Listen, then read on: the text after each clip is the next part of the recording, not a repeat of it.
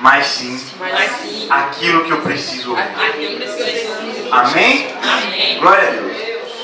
Os irmãos que evitem de conversar, evitem de olhar para o lado, olhar para a rua, preste atenção na palavra de Deus, não em mim, na palavra de Deus.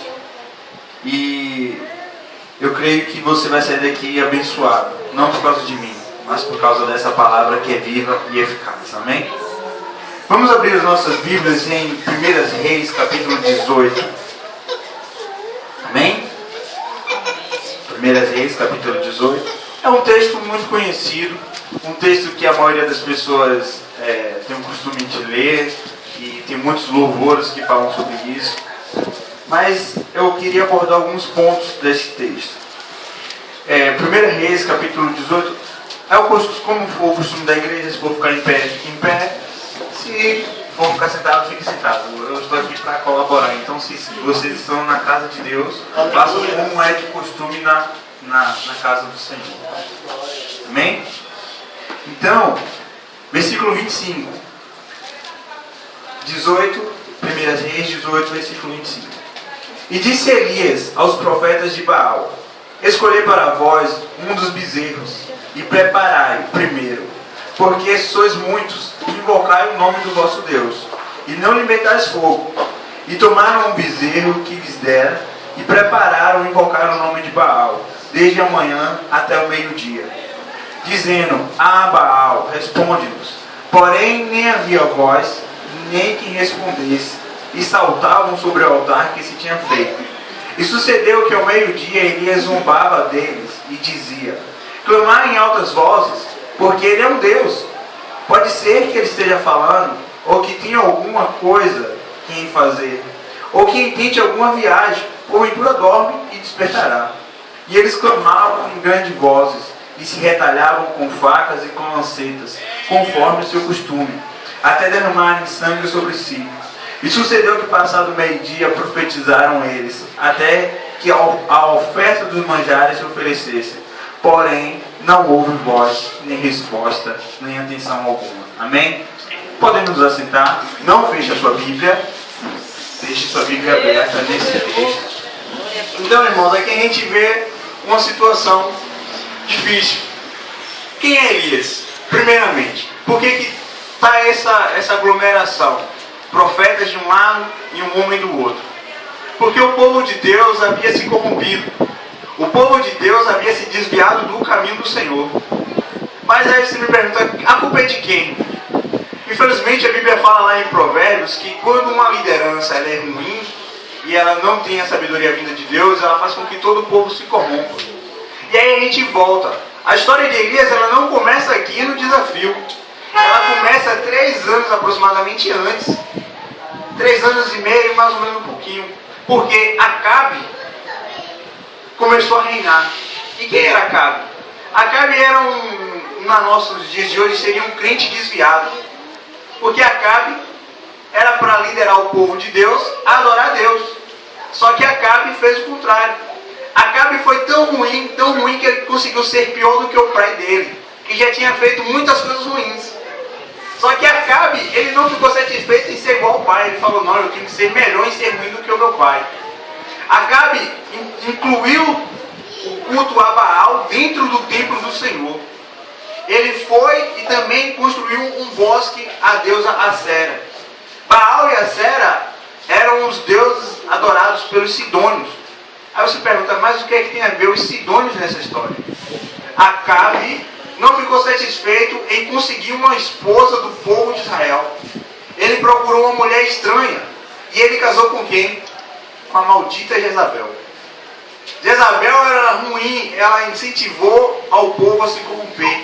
Primeiro ela incentivou Acabe. E depois Acabe incentivou ao povo. E o povo corrompido não adorava mais ao Deus de Israel. Ao Deus vivo. Ao Deus que tinha livrado eles do Egito. Mas você me pergunta, irmãos, às vezes estamos adorando tantas outras coisas em nossos dias. Não adoramos mais a Baal nem a Sera. Mas às vezes colocamos a nossa fé em um homem, colocamos a nossa fé em um costume, colocamos a nossa fé às vezes no nosso dinheiro, colocamos a nossa fé no nosso marido, na nossa esposa, no nosso irmão, na nossa mãe. Como diz aquela história do crente Cesória, ele nunca tem costume de orar por ele. Ele só pede que todo mundo ore. Mas ele não dá o primeiro passo. Ele ali está se equilibrando na fé do outro. E a partir do momento que você começa a se equilibrar na fé do outro, você acaba interrompendo a sua comunhão com Deus. Porque o outro cresce na fé, mas você fica do mesmo tamanho. A Bíblia diz que nós temos que orar um pelos outros. Tiago diz. Temos que orar um pelos outros, mas isso não quer dizer que tire a sua obrigação de orar por você mesmo. Mas então, resumindo, para que a gente não se delongue, porque o tempo é curto, e não é sobre isso que eu quero entrar nessa história. Eu só estou trazendo um apanhado para que você entenda qual é o estado espiritual de Israel naquele período. Mas aí se levanta um homem. Esse homem é Elias.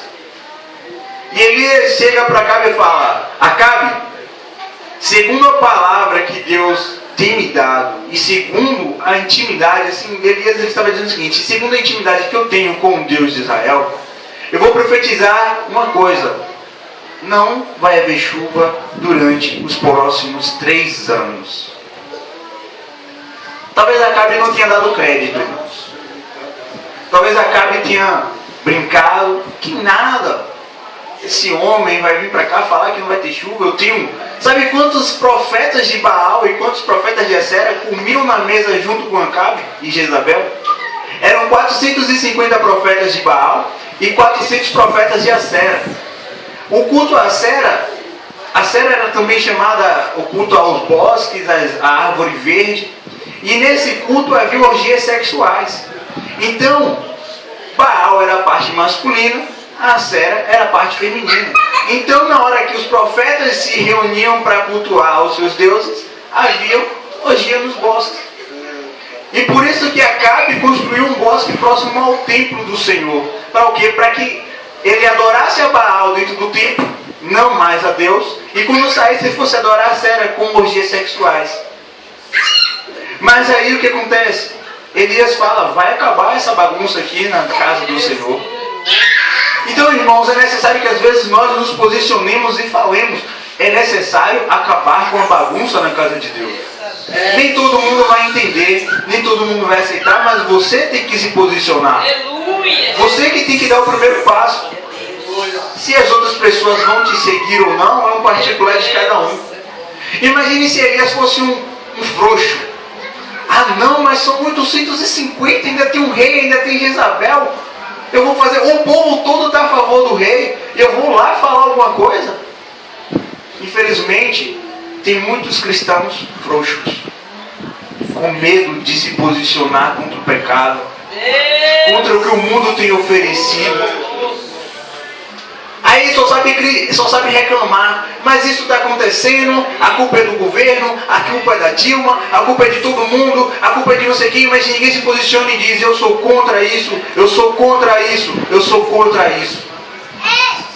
É necessário que haja um renovo espiritual nessa nova geração. E o interessante é que a história de Elias, até esse período, Elias viveu 16 questões de milagres na sua trajetória. E até esse período do desafio ele já tinha vivido 4 milagres. Aí você vai me perguntar: Rafael, quais foram esses milagres que Elias viveu? O primeiro milagre, ele trouxe uma profecia contra Acabe. Disse que não ia ter chuva, isso já é um milagre. Um homem que diz que o tempo, que comanda o tempo. Mas foi Elias que fez aquilo, irmão. Elias fez aquilo direcionado pela palavra de Deus, pelo Espírito Santo de Deus. Aqui não diz, claro, o Espírito Santo de Deus falou para Elias falar assim assado. Mas nós vemos lá em Atos, em Coríntios, que os dons do Espírito, há um dom chamado dom de profecia, o dom de profetizar. E profetizar é você usar a sua boca para poder trazer uma palavra, seja de vida ou de morte para alguém. Mas nessa mesma Bíblia ela nos ensina que o nosso falar seja um falar de profetizar bênção sobre a vida das pessoas. Mas você sabia que se você quiser profetizar a morte de alguém, você pode profetizar? Mas Deus ele fala que é melhor que a gente libere a palavra de bênção, porque aquilo que a gente semeia, a gente colhe. Então, irmãos, tome muito cuidado com aquilo que você anda profetizando sobre a vida das pessoas. E tome cuidado com o que você tem ouvido das pessoas.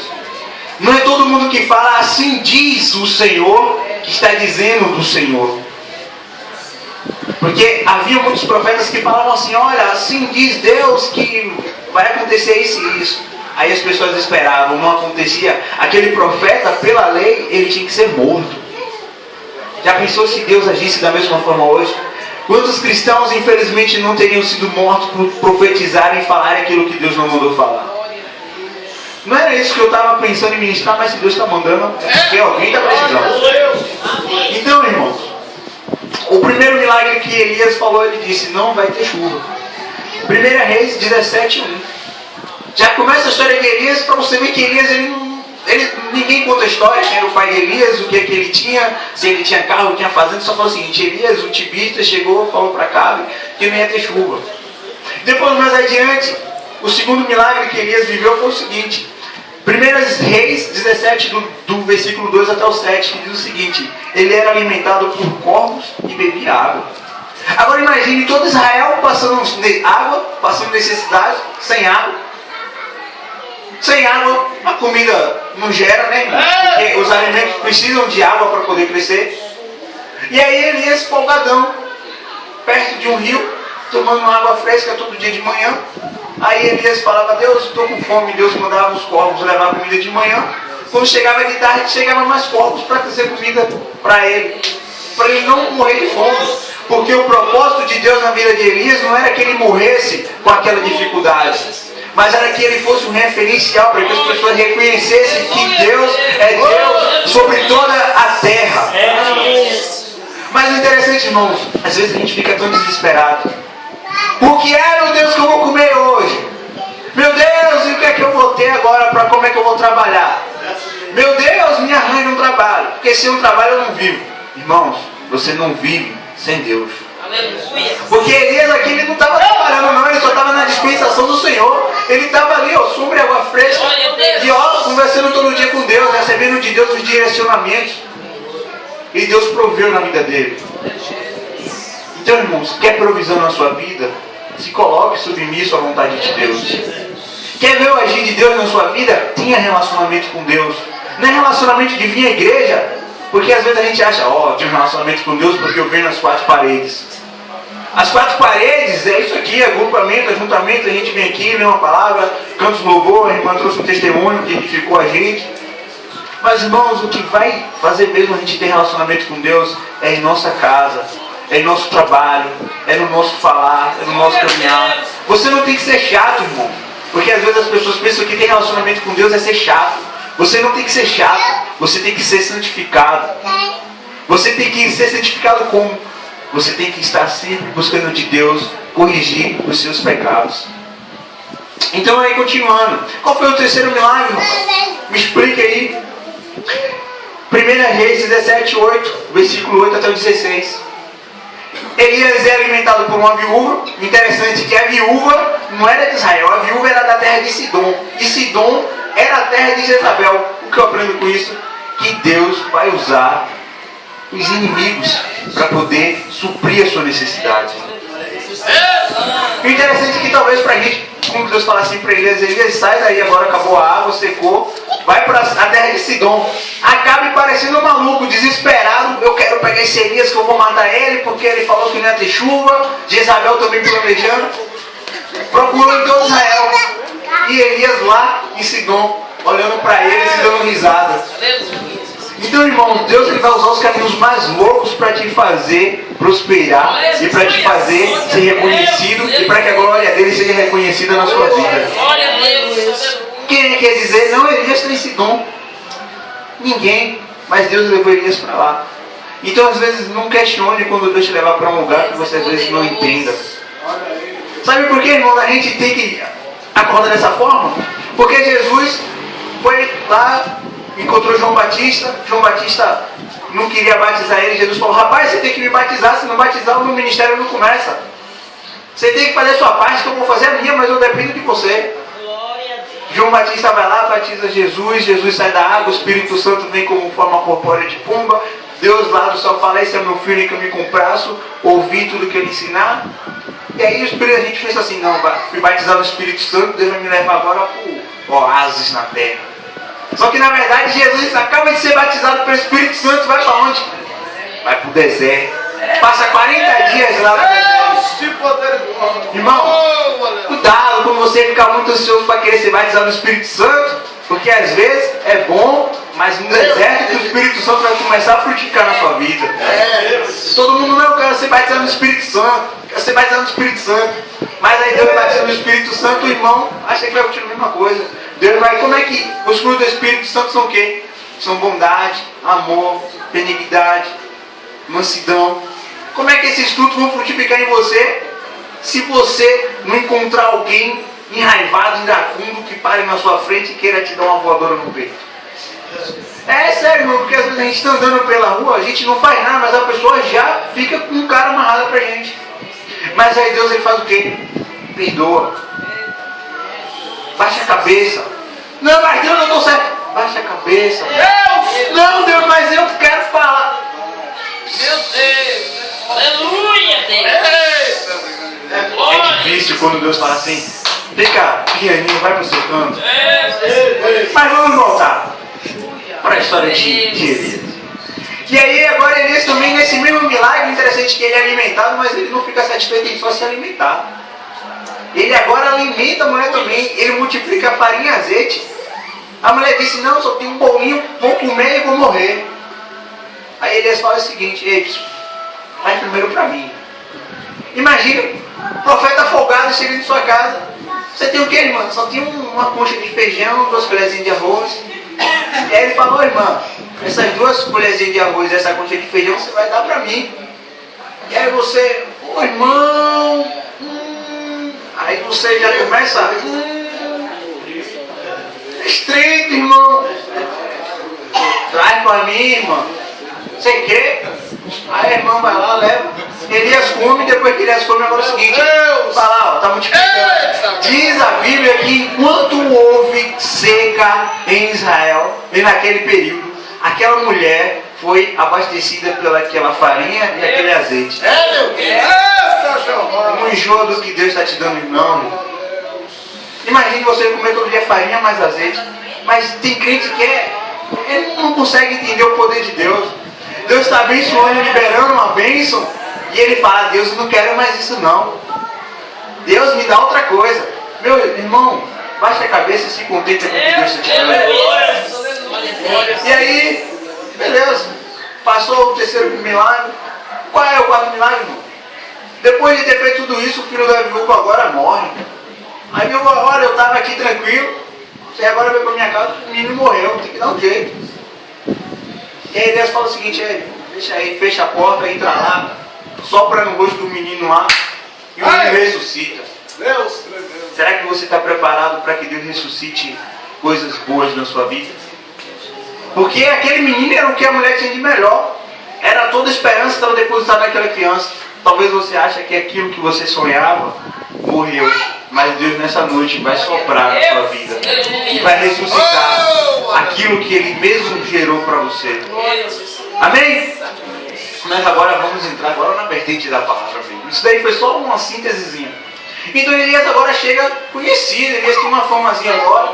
Elias que não era nada, agora chega com um respaldozinho. Elias, Acabe fica doido procurando Elias, manda um monte de gente procurar. Aí Elias fala o seguinte, aí Deus fala para Elias, Elias, agora é a hora de você se apresentar. Não foi Acabe que encontrou Elias não, irmão. Não é o inimigo que vai te encontrar, não. É você que vai na direção do inimigo para afrontar ele, para resolver os problemas.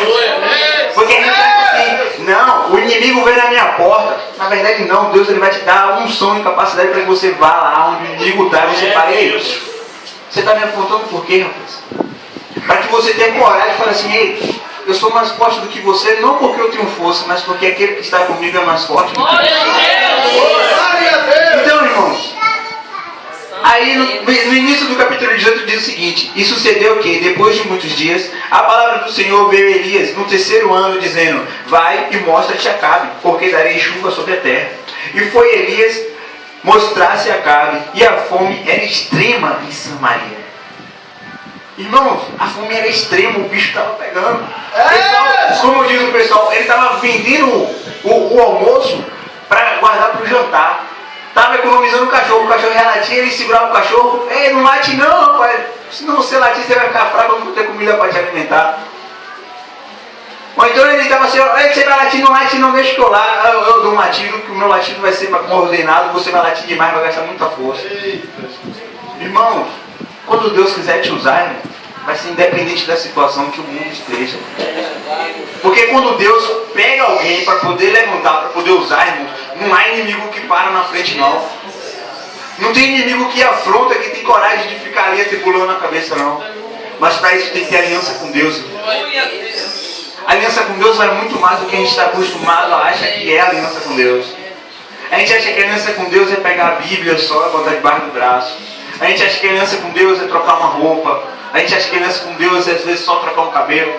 Mas tipo, Jesus em nenhum momento da Bíblia que eu tenho lido, Jesus em nenhum momento mandou que ninguém trocasse de roupa. Mas o interessante é que Jesus sempre falou, olha, vá, não peque mais. Ei, não continue fazendo isso. Jesus sempre falava muito do seu coração, muito suas atitudes. Porque quando você muda suas atitudes, irmão, vai ser a mudança que Jesus quer fazer, não é de fora para dentro, é de dentro para fora. O Espírito Santo de Deus, ele começa a trabalhar dentro de nós, para que depois ele passe para fora. Meu Deus! Então, irmão, não adianta a gente querer botar uma capa e dizer ser algo que a gente não é. É necessário que a gente seja sincero. Se você tem uma área que você fraqueja, chegue para Deus e fale para Ele, Deus, é isso aqui que é o meu périto preço. Isso daqui é a minha tribulação, o meu juízo. Me ajuda, Senhor, a melhorar nessa área. E aí Elias agora encontrou os profetas, e os profetas estão lá se retalhando. Interessante que Elias, ele era tão ousado. Ele tinha uma ousadia tão tremenda, ele tinha uma confiança tão grande em Deus. Isso não quer dizer que Elias era um super-homem. Porque lá em Tiago, capítulo 5, versículo 17 diz que Elias tinha as mesmas paixões que nós, mas ele orou a Deus e não teve chuva. E depois passou 3 anos e meio, ele orou de novo e a chuva caiu do céu. Porque aqui em 1 Reis diz que foram 3 anos. E em Tiago diz que foram 3 anos e meio. Porque, irmãos, aqueles meio ano que já estava passando era o meio ano da seca, normal, o período da seca. E os pessoal lá estavam esperando o período da chuva, para que a chuva viesse, para que eles pudessem plantar. Mas Elias falou, no período da chuva vocês não adoram Baal e Azera, que controlam o céu e a terra. A Azera era chamada de a rainha dos céus. E se a gente parar para perceber, tinha uma certa religião que adora uma certa senhora rainha dos céus. Então não muda nada. A entidade maligna do passado só se transfigurou em entidade futura. O mal, ele não some nem desaparece, ele apenas se mascara de uma forma diferente. Aí você vai lá na cultura dos fenícios, havia um deus chamado Dagon. Só que aí você dá um pulinho, quem é Dagon? Dagon tinha metade do corpo de homem e a parte de baixo de peixe. Aí você vai cuidava dos mares. Aí você vai para a cultura grega, chama Poseidon. Você vai para a cultura romana, chama Netuno. Você vai para a cultura africana, chama Iemanjá. Você vai para o desenho da Disney, é Ariel. Então, irmãos, a malignidade, ela não some, ela não desaparece, ela se maquia. Então, irmãos, aí, agora vamos entrar no vertente principal da mensagem. Depois de tudo isso, Elias com bastante ousadia, ele falava, ei, que tal se você gritar mais alto, rapaz? Talvez ele está dormindo, talvez... Por que Elias falou que talvez ele estivesse dormindo? Porque algumas estátuas eram criadas e eram feitas com a imagem desses deuses como se tivessem uma meditação profunda. Aí Elias agora tira onda com eles usando a mesma teoria e teologia que eles acreditavam. Quem sabe ele não está dormindo?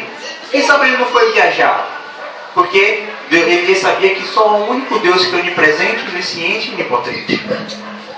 Mas aí Elias vai agora fazer o seguinte, a mensagem dessa noite é, antes do milagre, existe o conserto. Todo mundo quer milagre, todo mundo... Quando eu falei Elias, todo mundo já pensa o fogo caindo no céu, consumindo o local, e todo mundo reteté, pula e vai embora. Só que antes do milagre chegar, quem quer ver conserto? Quem quer ver uma mudança? Todo mundo quer o milagre, mas ninguém quer passar pelo conserto. Então, Elias disse a todo o povo, depois daquela história toda, o interessante é que os caras começaram a fazer a adoração deles 8 de manhã e foram parar 3 horas da tarde. Aí Elias fala, agora é minha vez, vocês já tiveram a oportunidade, Então, Elias chega assim, disse todo o povo, chegai-vos a mim. E todo o povo se chegou e ele, primeiro, para servir um centro tem que haver uma unidade. Talvez a sua casa precise de unidade, de união. Talvez esse ministério para crescer precise de união. Talvez o mais importante, o reino de Deus para crescer, só vai crescer se o povo de Deus se unir. Porque é na união que as pessoas vão reconhecer que nós somos servos de Jesus Cristo. Eu não estou dizendo que você tem que concordar com tudo, mas você tem que ajudar o próximo a que o reino de Deus seja divulgado na terra. E aí ele diz, tipo, eu aqui hoje, se eu não acreditasse na união, eu não estaria aqui. Porque eu não sou dessa igreja. E muitas vezes nós ficamos fechados no nosso mundo, não, só tenho que pregar na minha igreja. É a minha igreja, é a minha igreja. Mas a minha igreja é a igreja de Cristo. Amém? E aí ele diz, e todo o povo se chegou. Aí chega a hora boa. E ele reparou o altar. Irmão, você tem reparado o seu altar? Porque lá em Romanos capítulo 12, versículo 1 diz o seguinte: rogo-vos, pois, irmãos, pela compaixão de Deus, que apresentei os vossos corpos em sacrifício vivo, santo e agradável a Deus, que é o vosso culto racional. Por que racional, irmão? Porque é feito com entendimento. A sua cabeça, o seu coração sabe por que você está aqui. Então, irmão, nós temos essa diretriz. E ele diz, restaurou o altar que estava quebrado. Então, irmão, quer receber o milagre? Restaura o altar, vive em união. E aí, o interessante, Elias tomou 12 pedras. Isso daqui não é nem mistério, porque já está na palavra, conforme o número das tribos dos filhos de Jacó, ao qual veio a palavra do Senhor dizendo, Israel será o teu nome. O interessante, Jacó era um mentiroso, mas depois que Jacó teve um encontro com Deus, e ele lutou para receber a modificação na vida dele, ele passou a ser Israel, aquele que lutou com Deus. Então, quando você tem um encontro com Deus, a sua história não continua a mesma. E aí ele disse, e com aquelas pedras edificou um altar em nome do Senhor, depois fez um rego ao redor do altar, segundo a largura de 2 medidas de semente. Então armou a lenha e dividiu o bezerro em pedaços e pôs sobre a lenha. É necessário que haja um sacrifício no altar. E aqui nós vamos, eu preciso o que, irmão? Eu preciso me retalhar como faziam os profetas de Baal? Jamais. Preciso ficar subindo escadaria de joelho? Jamais. Preciso ficar me batendo, me esmurrando, me jogando nas paredes? Jamais. Eu só preciso prestar a Deus um culto. Esse é o meu sacrifício. Prestar a Deus culto de adoração. Então, ele diz o seguinte, e disse, enchei de água 4 cântaros e derramai sobre o altar e sobre a linha. Vamos dar uma pausa aqui. Irmãos, qual era o problema de Israel? Era semente, era fogo ou era chuva? O que o pessoal mais tinha como valoroso naquela época? A água. Então, irmãos, para que um milagre aconteça, você tem que dar aquilo que você acha mais valoroso na sua vida. Está preparado, irmão, para renunciar aquilo que você acha que é o melhor para a sua vida? Aí você fala, irmão, você está falando isso? Aí eu lembro de Abraão. A coisa que Abraão tinha mais importante era Isaac. O cara ficou esperando 25 anos para nascer a criança. Foi 25 anos acreditando numa promessa. Quando a criança nasce, ele aproveita um pouquinho a bênção e Deus fala para ele, ei, Abraão, sobe um monte e entregue seu filho lá no altar. Naquela época não tinha negócio de ressurreição não, meu irmão. De Deus vai ressuscitar não. Ele não sabia que Deus ia ressuscitar não. Ele só falou o seguinte, vou subir, vou adorar, eu e o menino e vamos descer. O que vai acontecer lá é Deus que vai fazer lá. E a fé de Abraão foi tamanha que Deus poupou a Isaac. Só depois que Abraão se preparou para sacrificar aquilo que ele tinha de melhor. Está preparado a sacrificar o que você acha que tem de melhor? Seus dias, suas noites, a sua vida para servir a Jesus? Todo mundo quer milagre, todo mundo quer bênção, mas ninguém quer abandonar o pecado para viver para Jesus. Você pergunta a qualquer um aí fora, quer que Deus te abençoe? E todo mundo fala, Deus me abençoa, que Deus me abençoe. Mas fala assim, olha, para de pecar e vir para a igreja, vir buscar o Senhor. Ah não, ir para a igreja, domingo, hoje carnaval, deixa eu pular. Ô irmão, vamos para a igreja no horário. Ah não, irmão, tem a novela, deixa acabar a novela. Irmãos, o que tem prejudicado os cristãos nos dias de hoje é a novela, irmão. Então, continuando aqui. E aí ele jogou água a primeira vez. O interessante é que o holocausto é sacrifício queimado. Coisa de maluco, o cara pega e joga água no sacrifício que era para ser queimado. Por que ele fez isso? Porque os profetas de Baal tinham o costume de botar uma fogueirazinha debaixo do altar para dizer que o Deus estava respondendo. Quando chegava a hora do sacrifício, o Deus dele não respondia, ele abanava a fogueira e o fogo pegava de baixo para cima. Só que Deus manda fogo de cima para baixo. O fogo de Deus vem do alto, irmão. O fogo de Deus vem de cima, não é da terra que sobe, não. É do alto que desce. A palavra de Deus diz que toda boa dádiva vem do Pai das luzes, onde não há variação e nem sombras, e vem de cima para baixo. Então, irmãos, Elias ali estava desafiando eles. Olha, vocês têm o seu Deus, agora eu vou mostrar que o meu Deus, ele faz o impossível. Aí o pessoal, não, mas é uma vez só. Aí Elias vai e fala o seguinte: ei, pega mais 4 cântaros e molha mais uma vez. Aí o pessoal, imagina o pessoal desesperado: você só tem essa água, você está mandando molhar. Elias, está faltando, pega mais 4 agora e molha mais uma vez. Irmãos, eu não sei se você entendeu, mas você já percebeu que 4 mais 4 mais 4 dão 12? Glória a Jesus. Cada cântaro de água representava a purificação sobre cada tribo de Israel. É necessário que a água do Espírito Santo de Deus desça sobre as nossas vidas, para que a gente seja purificado, para que a gente possa continuar firmado na rocha, que é Jesus Cristo. Então ele disse: fazer isso a segunda vez, fizeram a segunda vez. Disse ainda: fazer a terceira vez, e fizeram a terceira vez. De maneira que a água corria ao redor do altar, e ainda até o rego se encheu de água. E sucedeu, pois, que oferecendo-se a oferta de manjares, o profeta Elias chegou e disse: irmãos, Elias estava fazendo 2 ofertas ao mesmo tempo: o holocausto, que era oferta queimada, e a oferta de manjares, que era oferta de líquidos. Ele estava oferecendo a água, e ele estava oferecendo o holocausto, a provisão da terra. Para dizer o seguinte: nem Baal manda, nem a Sera manda. Quem manda é o Yahvé Jiré nessa terra. Quem manda é o Yahvé Jiré nesse povo, nessa nação.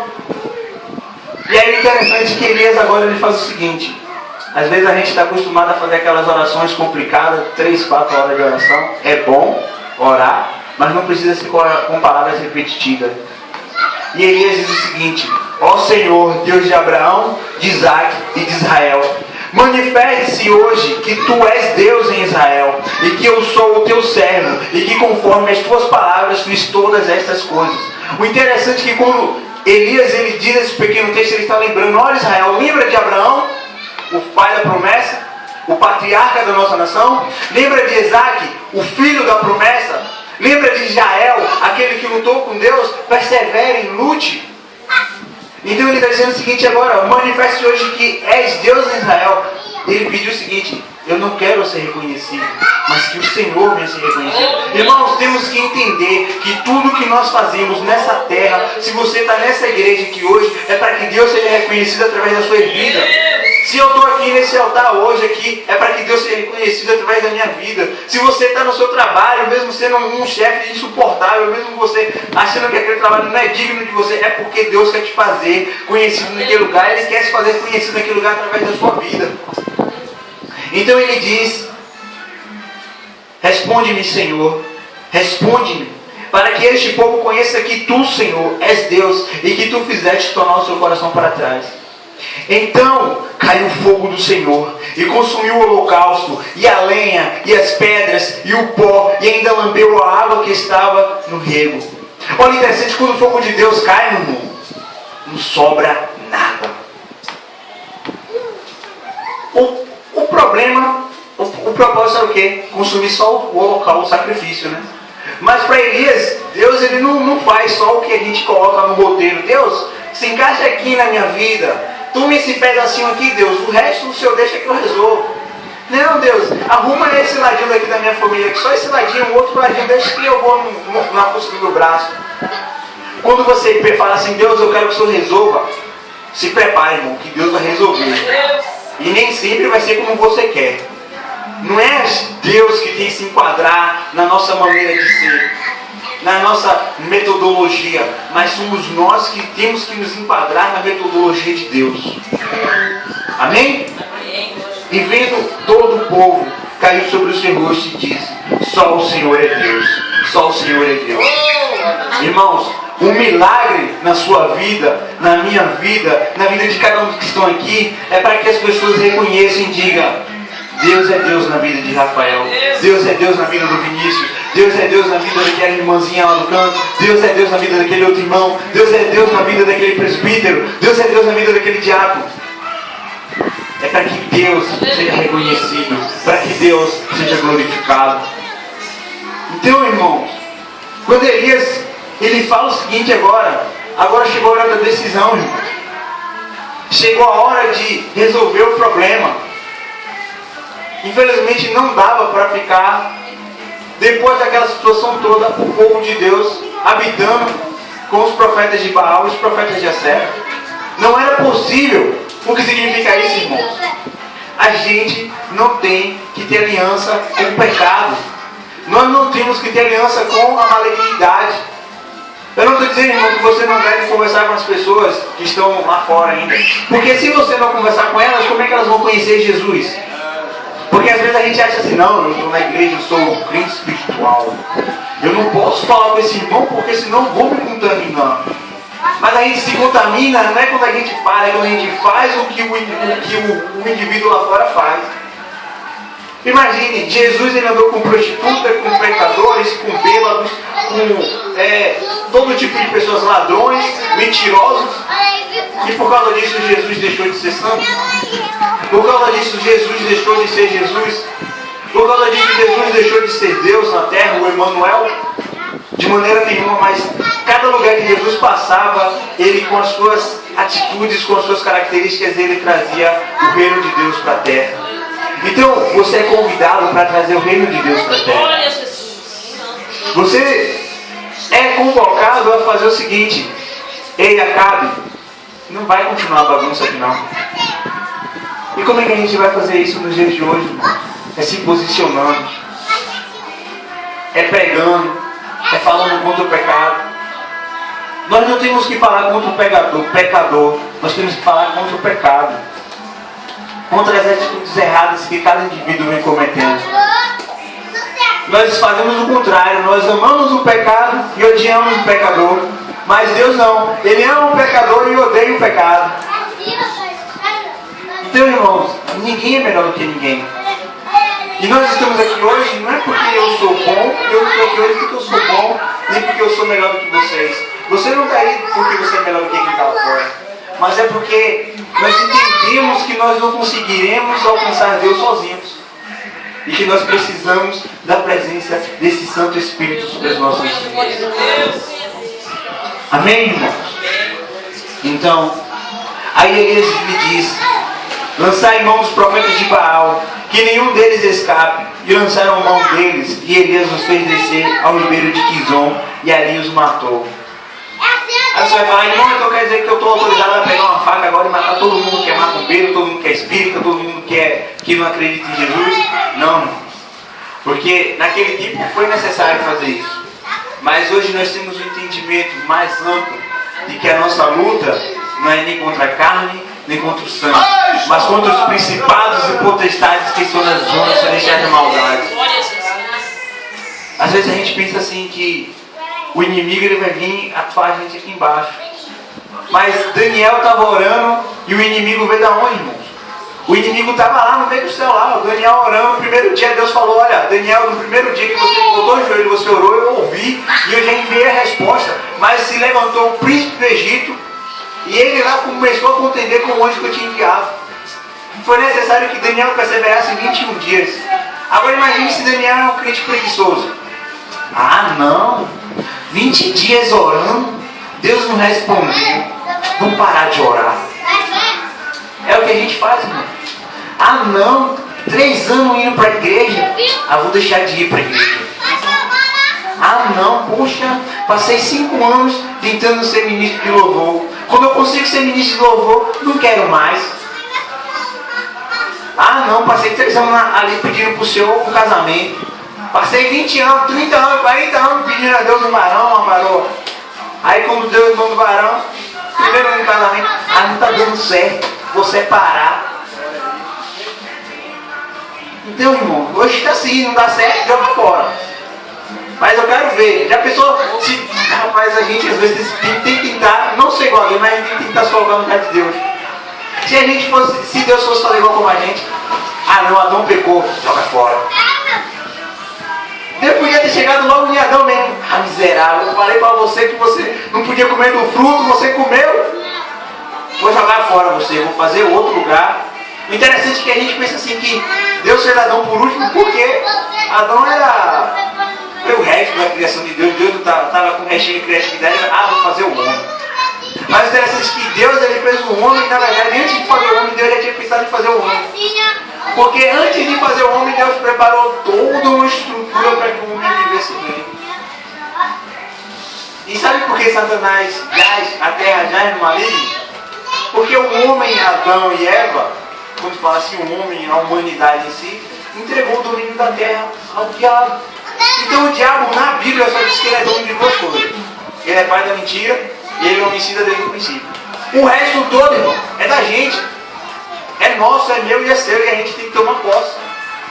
A gente tem que falar, não, o diabo não vai atuar aqui não, porque isso daqui é meu. A Bíblia diz no Salmo, se não me engano, 8, que Deus fez um homem um pouco menor do que os anjos, mas com a sua glória nos coroará.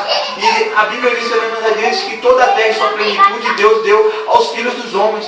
Porque os céus é os céus do Senhor, e a terra é os cabelos dos seus pés. Então, irmãos, a terra, isso aqui é nosso. Se a gente não cuidar disso aqui agora, enquanto a gente está vivendo aqui, você acha que vai vir o diabo lá e vai mudar a situação da terra? Se a gente não se levantar contra o pecado, você acha que o diabo ele vai vir se levantar e vai dizer, olha gente, vocês estão pecando demais. Então, irmão, talvez essa não tenha sido aquela palavra que vocês esperavam. Mas desde quando o Vini me convidou e falou assim, Rafael, tem como você ir domingo, dia 2, pregar lá na igreja? Eu falei, vou ver, mesmo, porque eu tenho que pedir autorização ao meu pastor, porque eu gosto de sair da minha igreja na bênção. Na minha igreja não, na minha denominação. Eu vou lá, pergunto ao meu pastor, se o meu pastor falar se não vai, hoje tem culto na minha igreja. Se o meu pastor falar se não vai, eu vou, Vini. Valeu, foi mal, meu pastor não permitiu. Ele está precisando de mim lá, eu vou para lá. Mas o meu pastor falou assim, filho, vá e seja uma bênção. E assim que Vini me fez o convite, Deus me trouxe essa palavra na mente. Então, irmão, não fique preocupado com o outro irmão que não veio. Não fique preocupado com aquele vizinho que você convidou e não apareceu. Porque essa palavra foi para mim e para você. Vini até ficou preocupado hoje. Ele falou para mim assim, pô, man, não estranhe se só tiver pouca pessoa lá, se tiver vazio. Eu falei, Vini, se só tiver eu e você, a palavra é para mim e para você. Então, irmão, às vezes a gente pensa assim, pô, eu vou fazer que é para o homem ver. Não faz para o homem ver, não, irmão. Faz para Deus. E quando você faz para Deus, irmão, aí Deus fala o seguinte, ei, tá vendo meu servo Jó? Viu como ele é bom, reto, desvia do mal? Meu Deus! Quando você faz para Deus, Deus fala assim, ei, tá vendo o diabo? Tá vendo aquela minha serva lá que o culto começa às 7, ela chega às 6h40 para dar uma geral na igreja? Tá vendo, diabo? Aquele meu servo lá que a EBD começa às 9, mas ele chega às 8h45, 8h50 para poder dar uma oradinha lá, para poder preparar o local para que as pessoas cheguem na paz.